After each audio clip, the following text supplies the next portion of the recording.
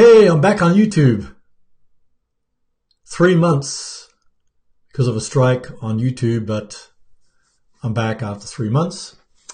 Hey, everybody. Today we're going to talk about some design tips you can use on your thumbnails so you can boost the views to your videos and your channel.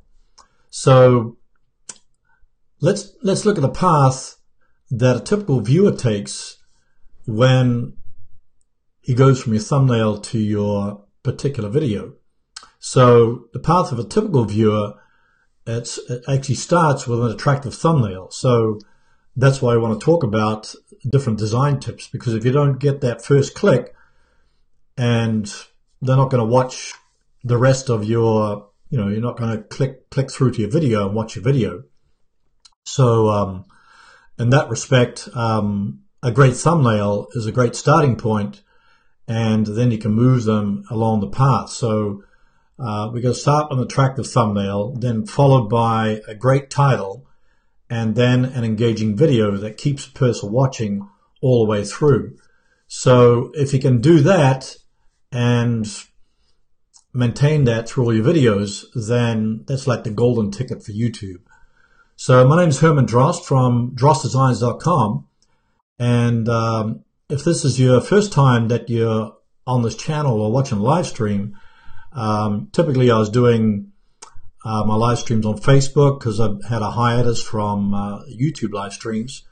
But my channel is all about how to grow an audience on YouTube, then use that audience to generate traffic, leads, and sales on autopilot. Because the beautiful thing about YouTube, unlike all the other platforms, social media platforms, is that you've got you can create one YouTube video, and then that video, if it appears in the search engines or on suggested videos, then it can be working for you 24 hours a day, 7 days a week for years to come. So my channel's a few years old now, and I've got videos that are still generating sales, leads, and subscribers, month after month, year after year.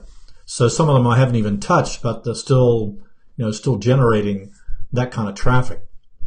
So definitely want to welcome everybody here. We've got Jet Washing, good to see you. Grows George, good to see you. Asif, hey John, good to see you.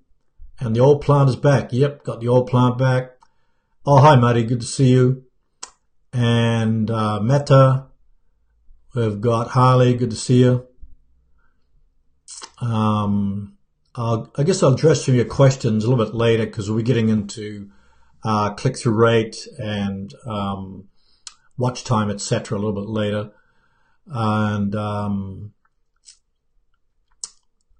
Mr. TubeBuddy, good to see you. So what we're going to talk about, oh hi Lisa, good to see you from Virginia. All right, a neighbor. So when we talk about thumbnails, we also have to talk about the new metrics that YouTube came out with several months ago, and this was actually impressions and click-through rate. So if the golden ticket for a good click-through rate, or people checking out your videos, is that you get the high click-through rate and a high average view duration. So the impressions is really how many times YouTube has surfaced your video to other people's channels. So they surfaced it in YouTube search, they surfaced it on suggested videos, and then with the click-through rate is how many thumbnail impressions converted into views. So how many people saw the thumbnail and then they clicked on it to actually watch your videos. So of course they're going to click on the thumbnail, read your title, and then they're going to begin watching the videos. So and then the average view duration, which is also a critical metric for people watching your video, is like the average time a viewer spends watching your video, unlike the watch time, which is the total time that somebody watches your video, like if they watch it all the way through. So YouTube has said that half of all the channels and videos that are on YouTube have a click-through rate of between 2% and 10%. So if you look at your channel metrics, I think I've got a graphic here. Let me check. Oh,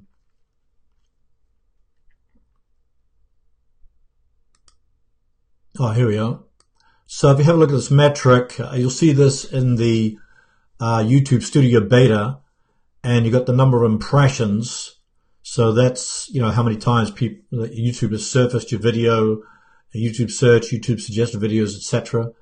And so in this case, I got, you know, 4.6 thousand impressions for this video, and then I got a 4% click-through rate, and then also you got the number of views, and then the average view duration, which is 40%, which is pretty good. But YouTube says that if you can keep people if 50% of you can keep 50% of your audience watching all the way through, then there's a high probability that YouTube will promote your video in YouTube suggested videos. So if you can get that figure, you know, if you look at your average view duration and try to boost that up to like 50%, then you're doing really well. Then you got the watch time, accumulated watch time, 1.3 thousand. So that's that kind of funnel is what you'll find in your YouTube metrics. So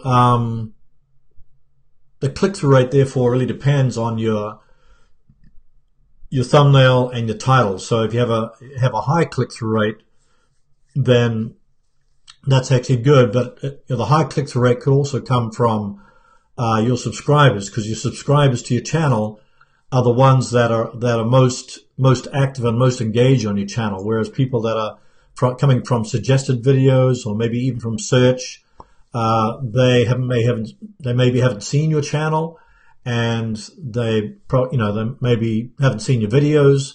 So the high click-through rate usually comes from like the first, when you first publish your video. So you're going to get a high click-through rate. But then if you get a low average view duration, like if the average people that come to your video only watch it for a short period of time, then YouTube is not going to suggest your video out to other people's channels. So ideally you want to get that high click-through rate and a high average view duration, so people, try to keep people engaged all the way through. So what if you get a low click-through rate? Well, then that means your thumbnails are not producing the clicks. So people are going to see your thumbnail, and maybe they're not clicking through to your video. But you might get say if you get a low click-through rate and a low watch time, that means your video is kind of basically going to bomb, because you're not getting that people are not clicking through your thumbnails and not watching your videos. But then if you get a high click-through rate and then a low view duration, that means people that you're the content is not relevant to your thumbnail. So they'll click on your thumbnail, then they'll see that your content is not relevant to the thumbnail that you've produced. So you might have produced a clickbaity thumbnail. So basically you want to get those two metrics, the high click-through rate and the high average view duration or high watch time, and then you'll do fine. So Harley was saying, I was looking at my click-through rate last night. Some of my thumbnails are doing great, 10%. Some need a lot of help, 1%.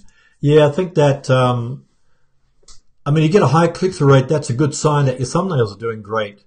But as I said, you have to try to get that engagement going through your videos. So starting off with a great hook, and then changing the viewing pattern every 10 or 15 seconds or so. So sort of resets the attention of the viewer, and then maybe changing the scenes, or adding a motion graphic, or adding another video clip, etc. So I think the best way is to just look at your audience retention graph, look at your average percentage viewed graph, and then see where people are dropping off or where people leave. Then you can probably add a card or change the scenery in your next video. So the whole idea is actually you'd be changing, try to improve the next video as you go along. So, oh, hi, Amika.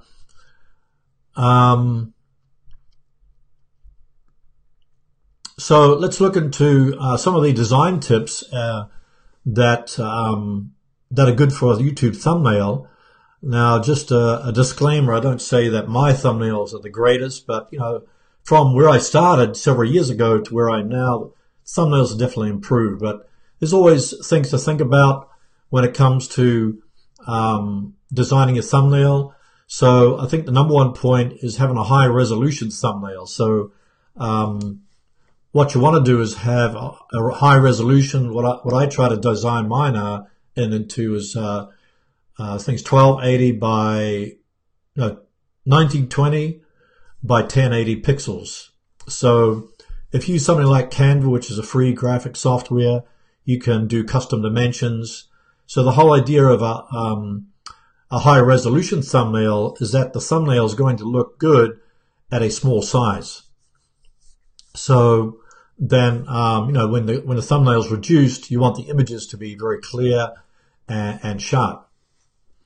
So number two is to use complementary colors. So you don't want to put, say, white text on a white background or black text on a gray background, but use the complementary colors. Like I have a blue background, for the thumbnail, then I put white text on the blue, or you could have yellow and purple. So I think there's a site called the Adobe Color Wheel. You can probably Google that, and you can look at the complementary colors that you could then use in your particular thumbnail. So when you use those complementary colors, then it stands out also at a small size.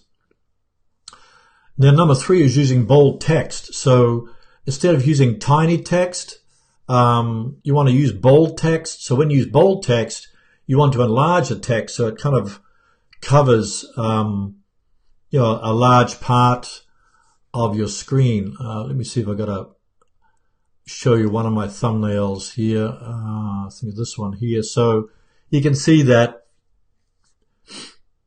you've got the the blue background, then you got the white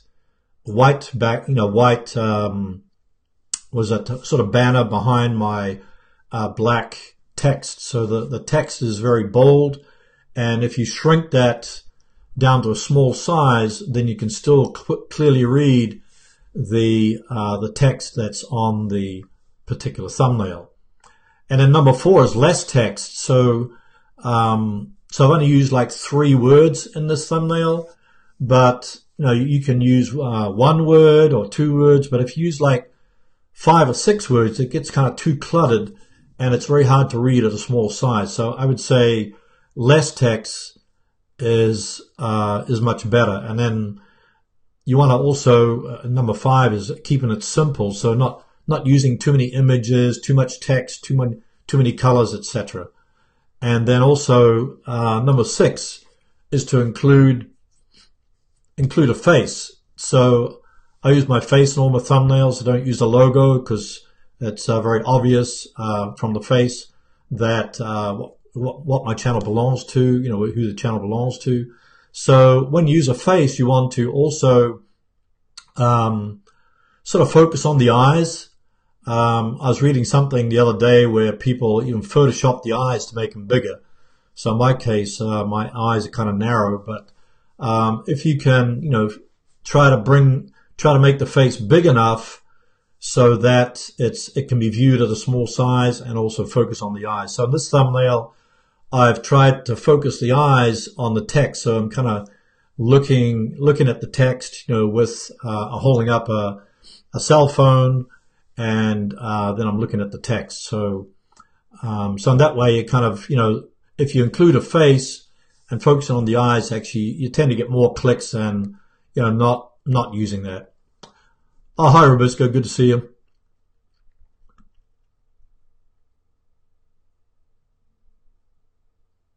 So let me get rid of this. And another point is number 7, telling a story. So the idea of putting text or images or a face in your particular thumbnails, that you want to tell a story. So you want to kind of make the viewer kind of curious about the thumbnail. So that's why I try to use different expressions on my face, like you know, like looking at the thumbnail, or if you're talking about something you're struggling with, then maybe you'll have a kind of a sad face or an angry face, or if you're celebrating something in your video, then you can have a happy face. But the whole idea is to kind of try to convey some kind of story. So I know some people's thumbnails, they try to use different objects to tell a little bit of a story, so people are curious to then click on the thumbnail. So I would say if you use facial expressions, then, you know, try to use an expression that kind of relates to the video content that you're producing. Oh, thanks, Don. Appreciate that.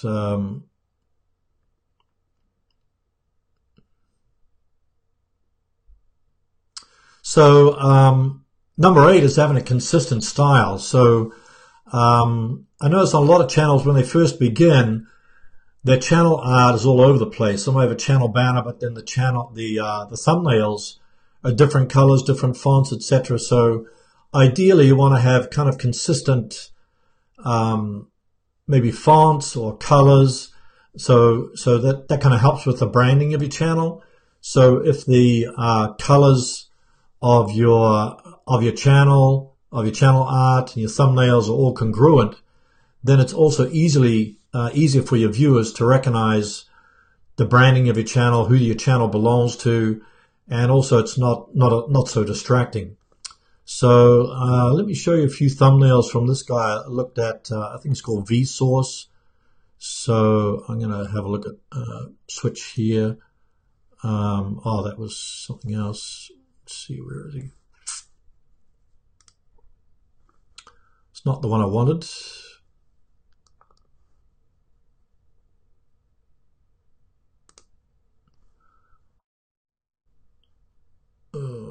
Okay, here it is. So on this particular channel called Vsauce, he actually puts a lot of time into his thumbnails, so you can see the kind of different expressions that on his thumbnails, and then he's got some text on, you know, kind of yellowish text on a black backgrounds, but you can see that the thumbnails really stand out. So that's kind of a, you know, it's a good sort of model to follow.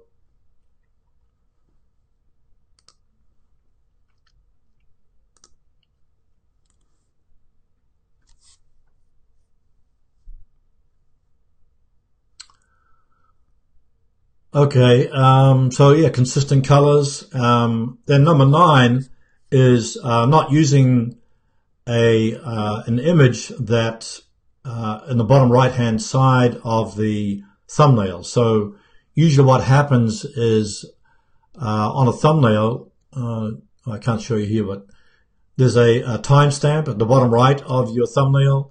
So if you put a logo on the bottom right or an image in the bottom right, then it's going to be covered up by this timestamp. So that's just something to keep in mind as far as when it comes to thumbnails. You don't want to put an image or text in the bottom right of your thumbnail.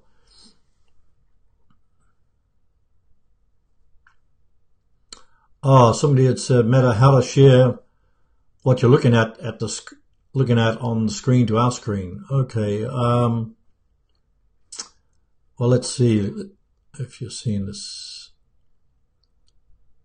Oh, correct, Harley. Evan Carmichael's another one that does thumbnails really well. Actually, I made a note of that somewhere. Where is that? I can put that in there. Okay, I'm going to share the screen now. Let me know if you can.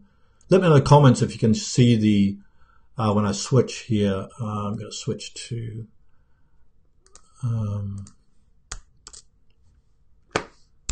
see if I can bring up Evan Carmichael's channel here. So let's see. Okay, I'm going to switch now. So can you see that? That's the Evan Carmichael's thumbnails. So as you can see, it's a little bit like the Vsauce. So you got very clear text. It's a small amount of text and not too many colors. You know, he's got some black there. He's got a little bit of yellow. Then he got the faces also very clear. And then I should mention also that the timestamp you can see in the bottom right hand corner. So you don't want to put anything in that bottom right hand corner. Then he's got his logo on the bottom left hand corner. So if you use a logo, I'd say put in the top left or bottom left. But I think because people read from left to right, and I was thinking about this the other day, is you know, it's better to put your face on the left and the text on the right, or the text on the left and then the face on the right. What do you think about that? Better to have a text on the left? I was thinking because people read left to right, that having a text on the left is probably the best, because you know, you want to grab people's attention because they're going to see the face anyway, but then they'll read the text. So I would say having text on the left is better than text on the right. Probably doesn't make a huge amount of difference. But and then I got go back to Vsauce. Here has also got text on the left, and then images that are on the right.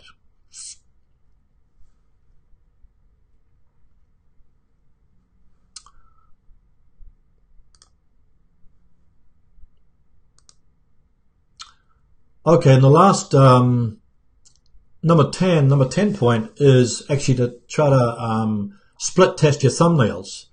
So what does that mean? That means you're kind of comparing one thumbnail to the other thumbnail. And the way to do this, the only way I've seen that you can do this is really to, well, two ways to do this.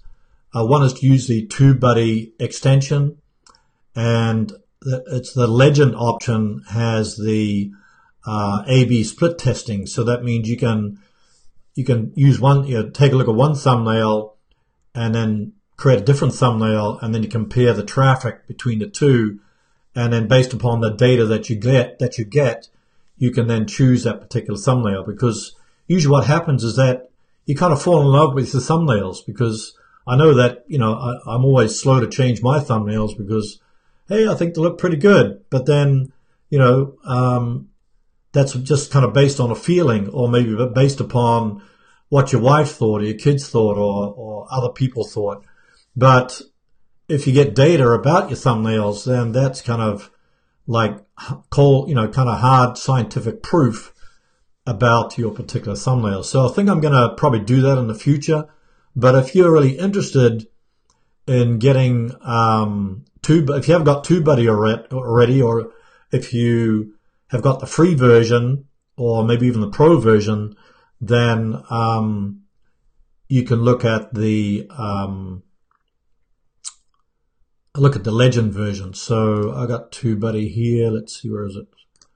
So TubeBuddy, if nobody knows about it, it's a free Chrome extension. So the free Chrome extension you can do a number of things with it. You can, you know, check the rankings of your tags, and you can do some keyword research, and you can even make thumbnails with it, you know, right actually within YouTube, right on YouTube, so you don't have to go to another graphics editor necessarily.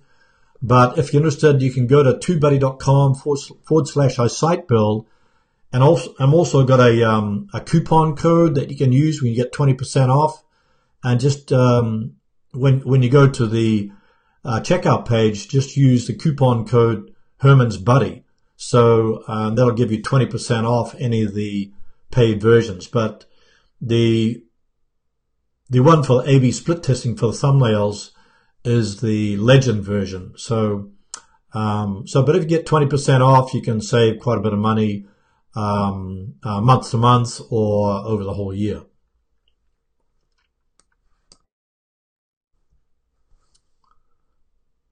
Let me see if I've got any more examples.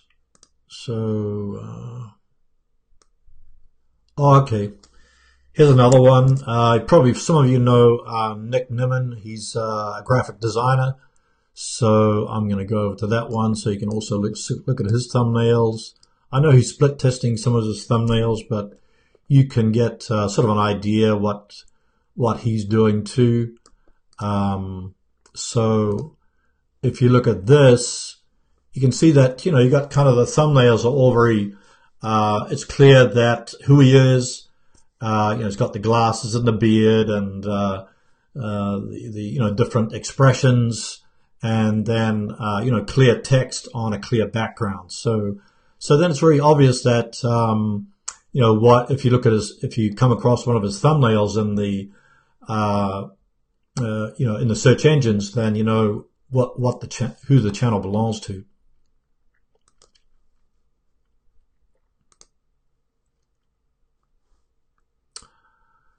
Okay. Now I just want to talk a little bit about what kind of design tools that you could use. There's free tools, there's paid tools, and there's also some apps you can use for your phone. So let me know in the comments what tools you use to create your thumbnails, or if you outsource them or whatever. So what I use a combination of Canva.com, which is a free graphics editor, and they have you know, free templates in there.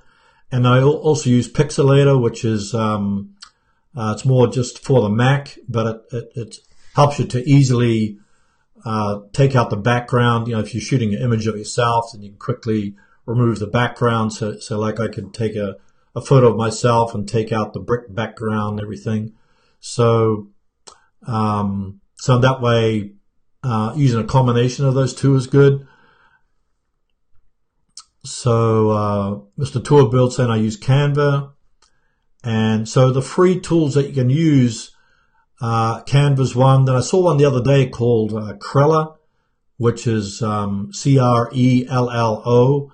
and also has some great backgrounds and great thumbnail templates that you can use. So I would also check that out. Maybe I'll put that in the you can check that out here. Crello. Another one is Pixlr, Pixlr, Pix.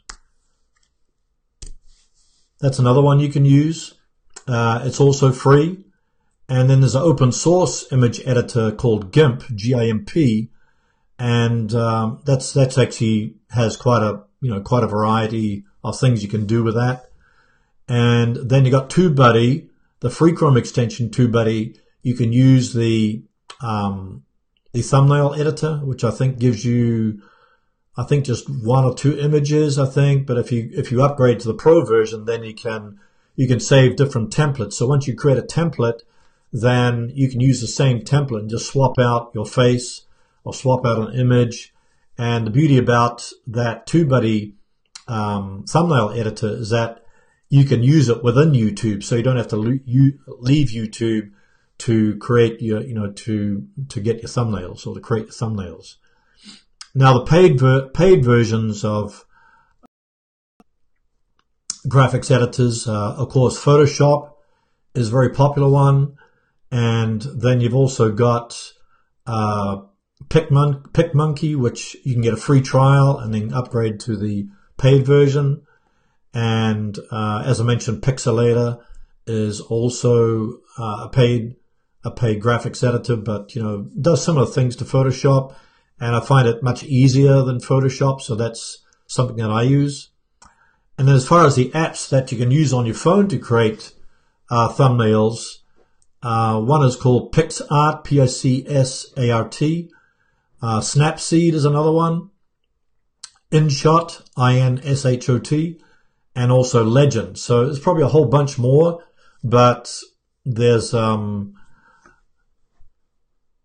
a bunch of other apps. Let's see. So Diane's using Canva, pretty easy to use. And Meta is saying, I discovered I can use Microsoft PowerPoint. So yeah, that's another one. You can use PowerPoint. Actually, if you don't have any of those, you can also, if you have a Mac, you could use, what's it called? I can't even think of it, but you can use the graphics, I think it's, I can't remember, maybe somebody has to joggle my mind, but, there's different editors that you can use, even with a Mac system, you can use something like PowerPoint, to create your, thumbnails.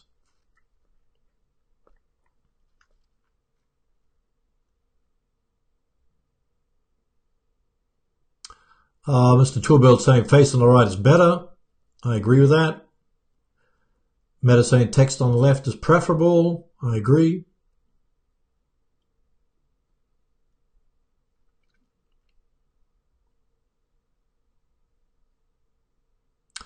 So, yeah, so those are some of the tools. But just keep in mind that the high click-through rate is not necessarily an indicator of success, because it's a great start. That means your thumbnails are working, but then you also need the high average view duration or high watch time, so which means that people are watching your video all the way through. So the path of the viewer comes from the thumbnail, and then you want to have great title also. So you want to have an optimized title that has some keywords in there, and then maybe use some kind of, at the end of your title, you could use some kind of catchy phrase that kind of appeals to the emotion of your viewer. So going from a thumbnail to a catchy title, and then to watching the video itself, beginning with a hook, and then quick intro, then getting straight into the meat of the video, and finishing off with a strong call to action. So and then of course your description tags should also be very relevant to the content that's in your video. So ideally everything should be lined up. So the more relevant that your video is, right from the thumbnail to the content of the video, then you have a high probability of that video appearing in YouTube search and YouTube suggested videos.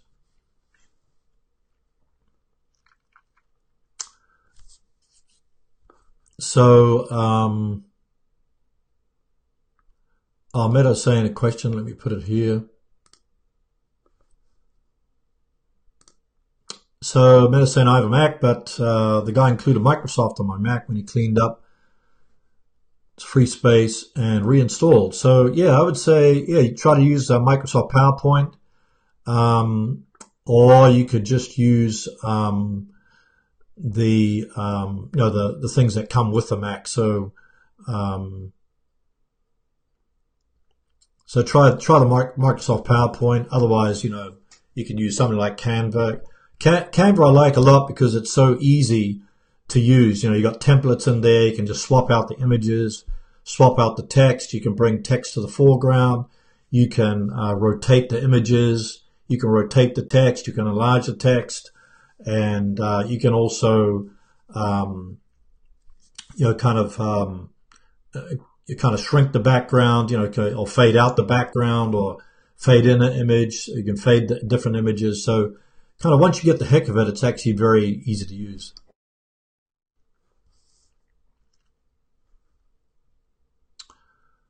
So, yeah, let's take a look at some of the questions that you may have. I'll start at the top here, go quickly, look through them.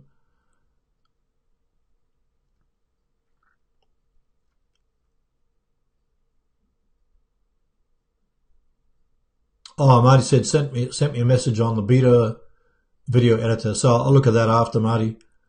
Asif saying I love your videos and followed one tip and got 2,000 views in one day. Hey, congratulations! That's great to hear. Mr. TubeBuddy said one of my videos ranked 3rd in the search engines. Congratulations. Oh, Asif said I got 2,000 views in one day on Fortnite. So I guess your channel's all about Fortnite playing. I know that's like one of the most popular video games.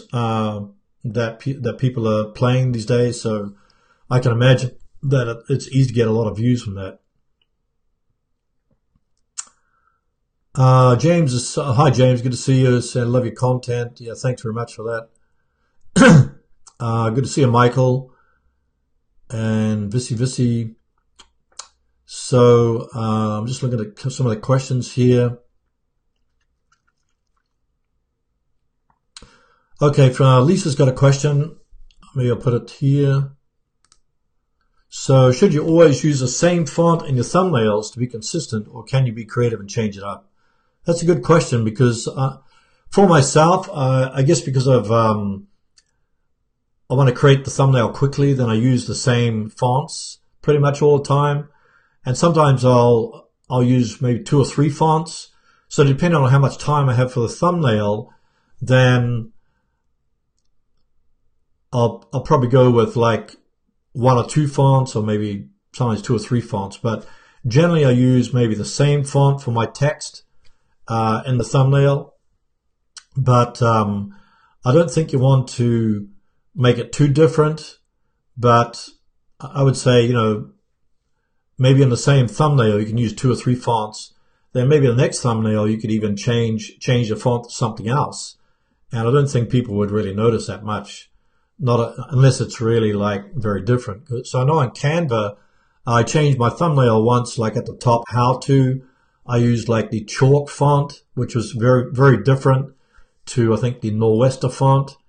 And so that kind of, the idea behind that is that people would kind of catch the how to at the top of the thumbnail and then look at the rest of the text in the thumbnail. So I think it's just a matter of experimenting, and that's why I mentioned to doing an A/B split test, so that you can check, you can see from the results what thumbnail works the best. Now, just keep in mind that you don't want to do that on new thumbnails, because you don't have much data yet and it's kind of very new. So I would take an old video that's getting a lot of views and then maybe change the thumbnail on that. And then if the traffic goes up, if the click-through rate goes up, then that's a good sign that your thumbnail is doing better than your old thumbnail. So instead of doing the A/B split testing on TubeBuddy, you could actually use just looking at your click-through rate in your YouTube analytics. So let me bring that up. Where was it? So here you've got, this is in YouTube Studio Beta. So you got the impressions. You'll see this funnel there. You go on I think it's called Reach Time, I think it is, in YouTube Studio Beta. Click on that. And then, so here you got a 4% click-through rate. So maybe I wanted to get a higher click-through rate on that thumbnail for that video. Then, I'd leave it for a few weeks and make sure it's getting consistent amount of traffic. Because, if the video is only getting like 3 views every day, then it's going to be hard to kind of, see if your thumbnail is going to make much difference. So in that case, make sure it's getting, a decent amount of traffic. And then if your click-through rate, as here it's like 4% click-through rate, so maybe after you change your thumbnail, then it goes up to like 6% or 10%, that means your thumbnail is working much better than your old thumbnail. So that'll be another way to kind of check your thumbnails. And another way that not many people know about is to use groups in YouTube Analytics. I've got a video coming out about that, I think next week, where you can kind of take like maybe your top 10 videos that get the most traffic, and then another group of videos, and you compare one group of videos against the other group. So say, for instance, you have a group of 10 videos with the old thumbnails, and then you change the thumbnails for another group of videos, another 10 thumbnails. Then you can compare the traffic before and after between those groups of videos. So that'll be another way to do it.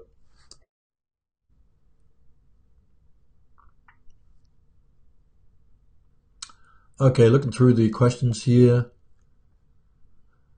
Marty saying, has anyone else here noticed the beta YouTube video editor is not working right now? I don't know anything about that.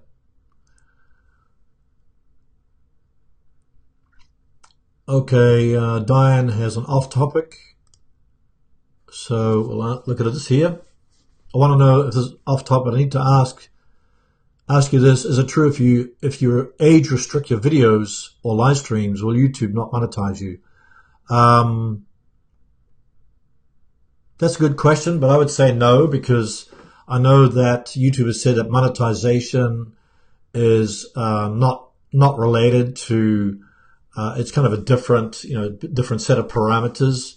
So I would say no to that question, because they're going to monetize your videos, but of course, just keep in mind that young YouTubers that are just using their channel that are below 18, they can't collect AdSense money.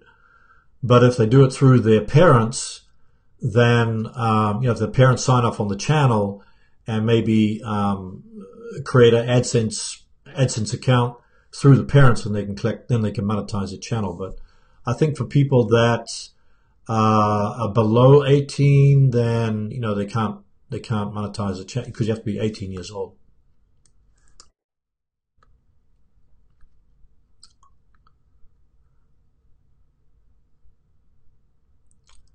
Robisco's saying, I feel so lazy editing for thumbnails. Yeah, it can be a really chore, but I think the more you practice it, then the easier it gets. So that's why I like something like Canva, because once you get the hang of it, you can knock out a thumbnail within 10 or 20 minutes, depending on how detailed you want to get.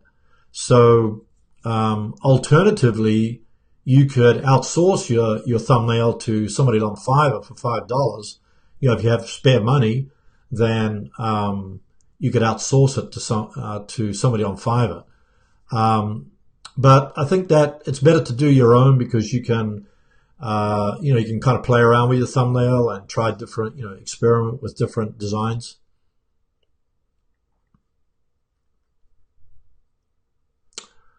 Mr. TubeBuddy has got a question here. Why did YouTube put 1,000 subs, 1,000 watch hours, 4,000 watch hours in 12 months, but before the don't?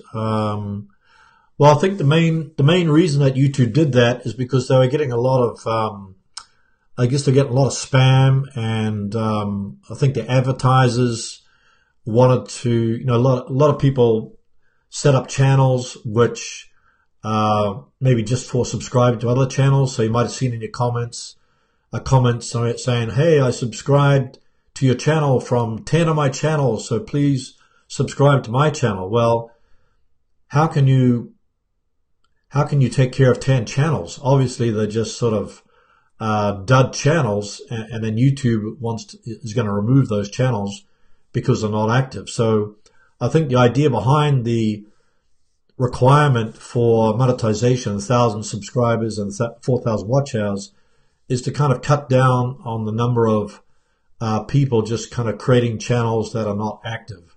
And I think for the advertisers, it's also better, because then they get more high quality channels.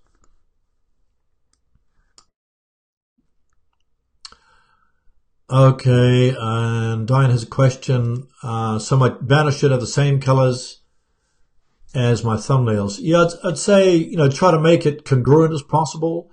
So, so if you have a look at a particular channel, if the thumbnails and the channel banner are kind of congruent in their colors, then it kind of helps with the branding.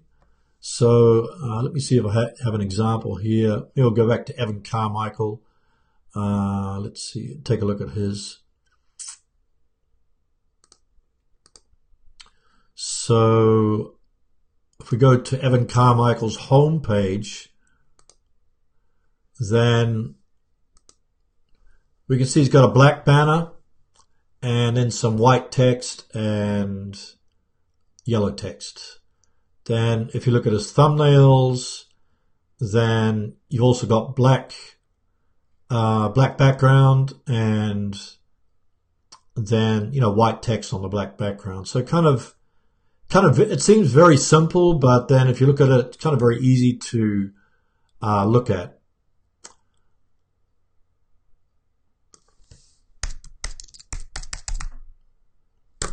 Then if you take a look at mine,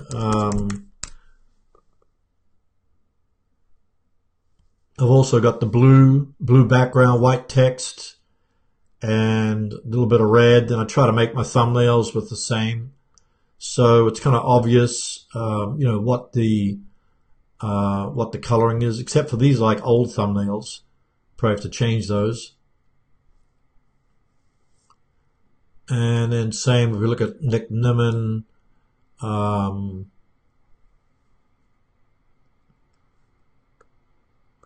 Yeah, similar, white background, red, and then same on the thumbnails.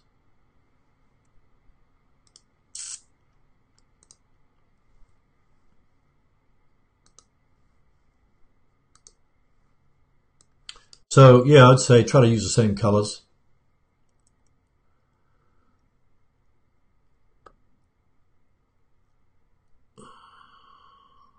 Okay, just looking through the questions here. If you have any other questions, pop them in the chat. Marty said, what is the best software? What's the best software to use to change the background on the video you record? Well, I use, I'm on the Mac, and I use Pixelmator. Pixelmator, I think it is. Yeah, I think that's what it's called. Let me put it in here.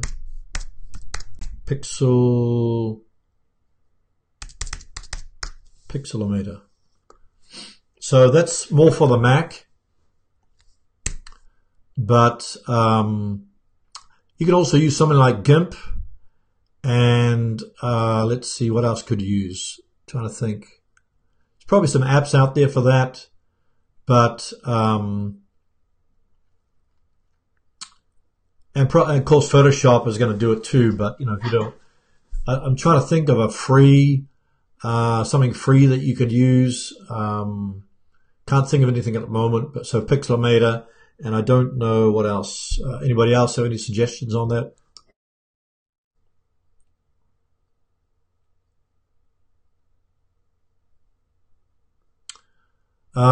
Jim Vinacori says, I missed the first part. Your icons are great. What icon editor do you use? Well, are you talking about thumbnails? Icons. If it's thumbnails, then I use Canva for that.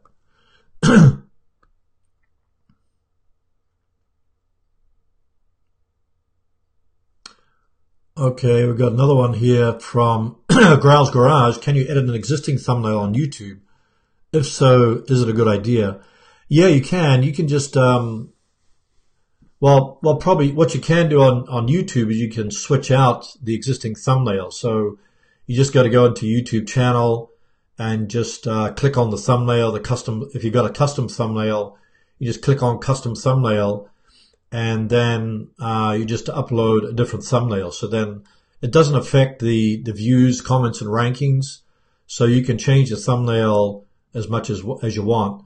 But if you wanted to manipulate the current thumbnail on a video, you can't actually do that on YouTube itself. But you know, you could just download the thumbnail. You know, if you have it on your computer, then change the design, and then re-upload it and switch it with your other thumbnail. So yeah, definitely, I would say, especially if you look at the click-through rate, you know, if you go back to your old videos and you find that the click-through rate is very small, say, you know, they say that according to YouTube, it's between 2%, 10% for videos in your channel. So if it's below 2%, like 1% on an old video, then I would definitely look at changing the thumbnail for that particular video and try to get it above 2% at least.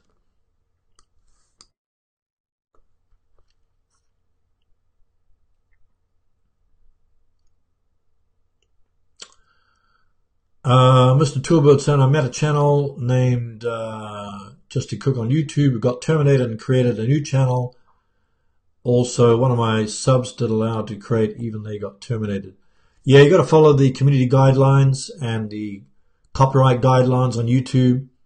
YouTube's a bit finicky. That's why I got a strike on one of my videos that was all about how to find the YouTube video manager, and they said it was harmful and dangerous content. So I don't know how, sometimes I think the YouTube bots just mistakenly, do a strike against one of your videos. I try to appeal and just got kind of a very generic answer from seemed like a human being, but I think they just copy and pasted it. So yeah, you got to be pretty careful.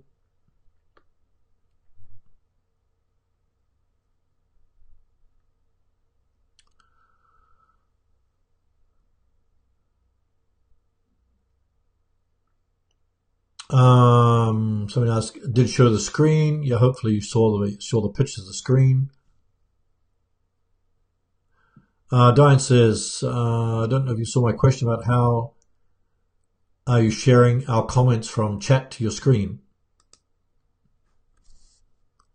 So Diane's question is, I don't know if you saw the question about how you sharing our comments from your chat to the screen. So I'm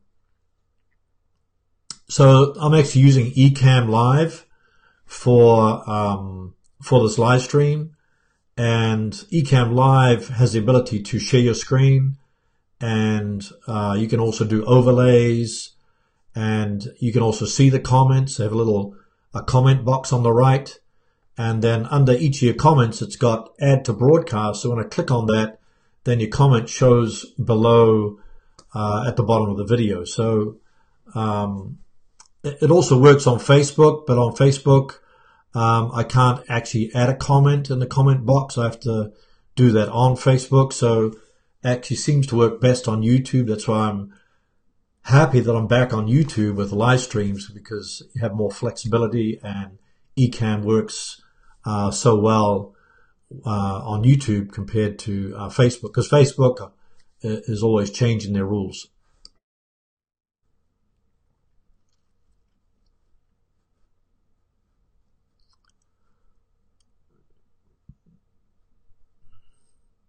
Okay.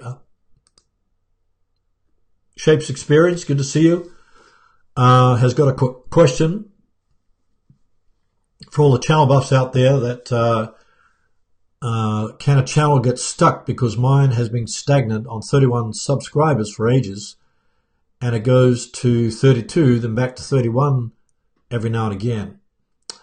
Well, what happens is that, 32 is not a big number, but, I've seen before, Shapes Experience, that, as I mentioned before, sometimes people use false channels to get subscribers to their main channel. So say, for instance, somebody say, well, I subscribe to your channel from 10 of my channels, so be sure to subscribe to my channel.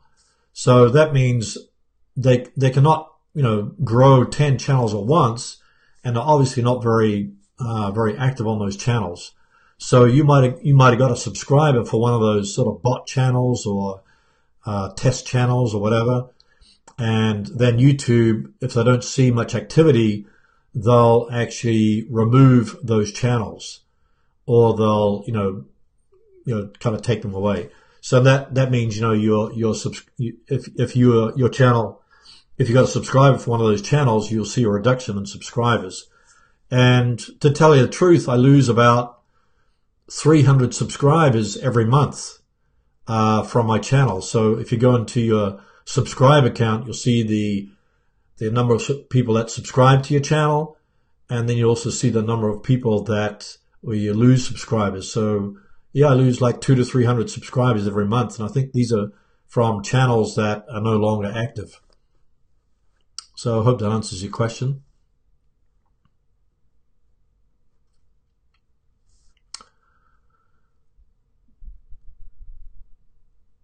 Mr. TubeBuddy said, does it violate YouTube community guidelines when you're streaming on Twitch? I'm not sure about that, but I know there's an ability. Some software. There are some softwares out there where you can stream to YouTube, to Facebook, to Twitch, to multiple platforms at the same time. It might not be kosher for YouTube, but I've heard people doing it. They say it's a little bit complicated, but if you are worried about your channel getting shut down, then I probably wouldn't do it. But just stick with one platform.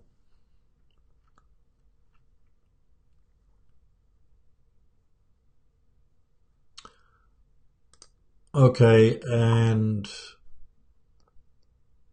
Shapes is another question here.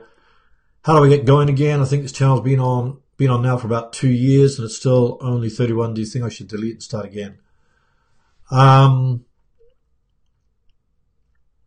Well, if you haven't been uploading regularly to the channel, it's probably, I'd probably have to take a look at the channel, but if you haven't been uploading videos on a regular basis over the 2 years, you could probably delete the channel, if it's not active. Or if you're no longer interested in the channel, you could start a new channel, because 32 subscribers is not, means that it's only kind of like very beginning. So I would say redesign the channel or rename the channel and look for a particular niche that you're very passionate about, very interested in, or, or maybe take a look at some of those big niches out there like make money or dating or fitness or health, etc., and pick like a sub niche, within those niches, because that they automatically get a lot of traffic.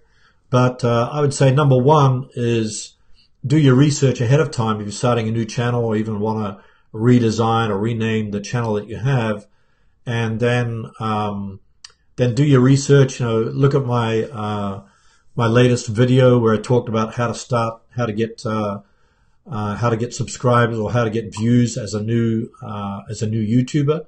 So on that video, I go into how to do keyword research because nobody knows that you exist, and then start creating videos based upon the keyword research that you're doing.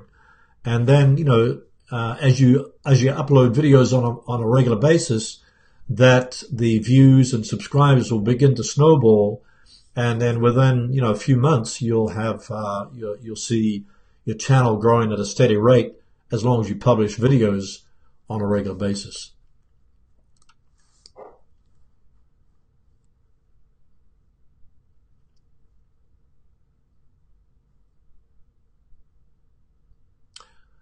Shapes said, I have all the videos, so I could just start again, I guess.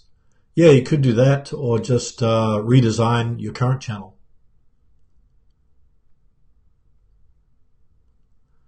Mr. TubeBuddy saying, can you give me an example that violates my videos that off website from spam? I don't quite know what you mean. An example that violates my videos. I can't quite understand what you're trying to say. Maybe you can reword that.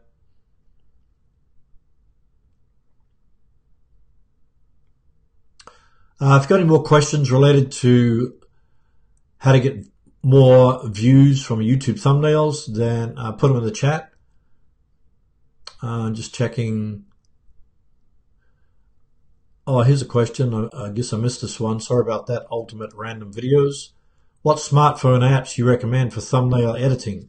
So I mentioned in my presentation a number of apps. So one of those is called PicsArt, P-I-C-S-A-R-T. Another one is Snapseed, which is a great video editing app. Snapseed, InShot, I-N-S-H-O-T, is another good app for creating thumbnails. And Legend, L-E-G-E-N-D, is also another app that you can use. So I would say check those out. And I think also Canva has a mobile app also, but I haven't actually checked that one out. So, but check out those apps. I think one of the best ones is Snapseed, but it does a lot of other things as well.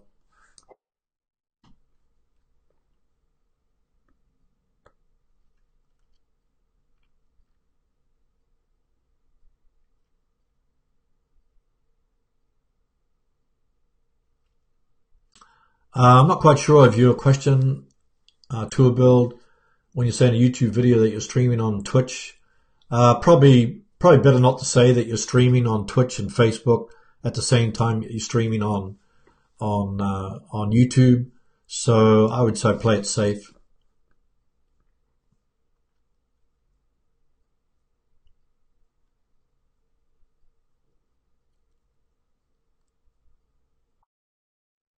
Shape saying I've uploaded 288 videos, so it would be a bit time consuming, but could be done, yes.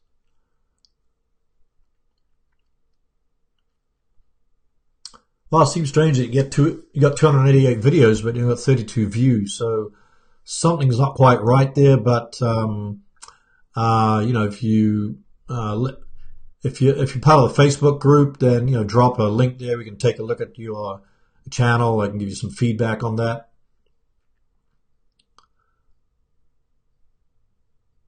Oh, okay. Yeah, Harley said he took a look at your channel and suggest putting what your channel's about in the about description, and also briefly your channel art. So yeah, I think that's a good good advice there. So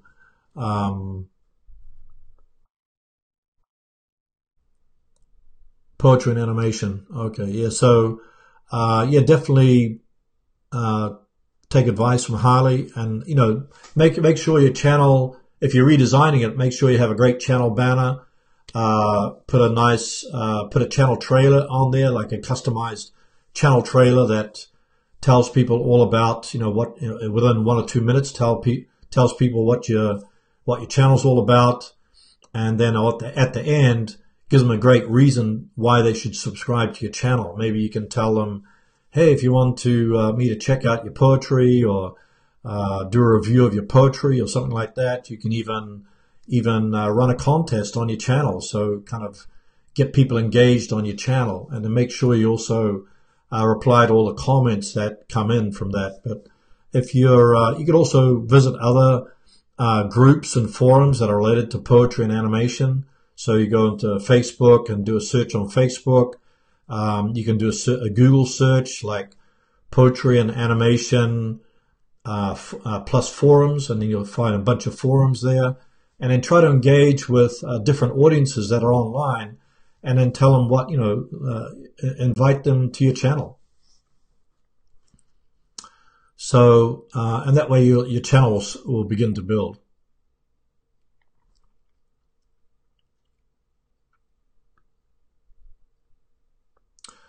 Oh, if any of you are not part of my Facebook group, then definitely go to facebook.com/groups/TubeVideoBootcamp, where you'll see other creators there. You can interact with them, and then also you can ask questions, get feedback on your thumbnails, on your channel, or if you're stuck on your channel and wondering, how can I grow my channel, then definitely, ask that question, and you'll get feedback from other people in the group. And then, so the whole idea of the Facebook group is that you're not alone out there, because there's many other creators that have kind of been through the obstacles and made the mistakes, but they've kind of kept going, and their channel has grown.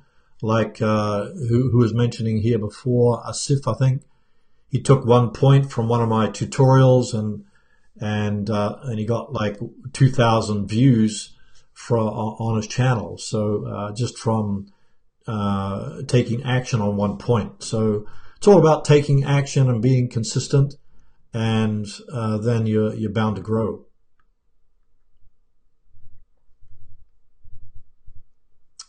So I want to thank everybody for attending this live stream today. If you haven't already subscribed, then definitely subscribe to my channel. Just hit the subscribe button. I also invite you to check out my Facebook group at TubeVideoBootcamp.com. Sorry, not TubeVideoBootcamp is the name of the Facebook group. So check that out. And then if you're interested in getting a paid TubeBuddy subscription, because TubeBuddy is a great keyword research tool. It'll help you with identifying your rankings and the rankings of your competitors' videos. And also it's a great channel management tool. Then definitely go to tubebuddy.com/isitebuild and then use my coupon code HermansBuddy and to get 20% off. And then with that, you can then, you'll save a bunch of money and also have a great tool that will speed up the management of your channel, keyword research, and you can even do canned responses. If you ever get a lot of comments, you can, create particular responses that you can then, reply to in your videos. So yeah, thanks everybody for attending this live stream, and I'll be having another video that's coming out on Monday that I think is talking about how to create groups, compare different groups of videos, split testing your videos. So a lot of people don't know about that, but I'll be talking about that, so keep an eye on that. Otherwise, have a great weekend, and I'll see you in the next video. Take care.